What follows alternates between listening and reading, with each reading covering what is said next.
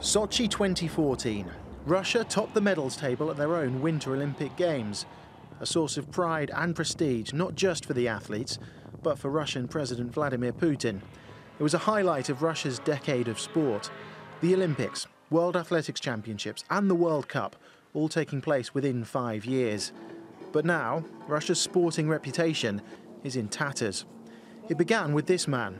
Grigory Rodchenkov was in charge of the Moscow laboratory, where the state-sponsored doping operation was said to be run. He's now turned whistleblower.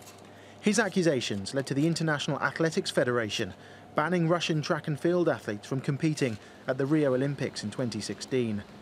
The International Olympic Committee was criticised for failing to ban Russia completely.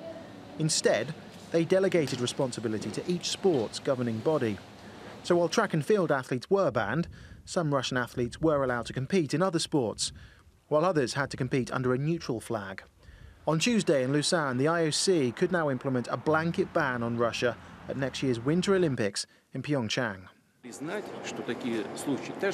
We must admit that we do have such cases of violations just like in many other countries. We are investigating them, working on them, and we will continue to work on them.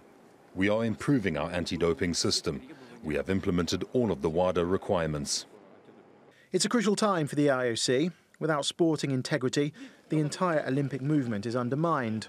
But President Thomas Bach is said to have a close personal relationship with Russian President Vladimir Putin, and the idea of collective punishment is one that many in the IOC are opposed to. Whatever decision the IOC takes, the Olympic brand looks set to take a hit. Paul Scott, TRT World.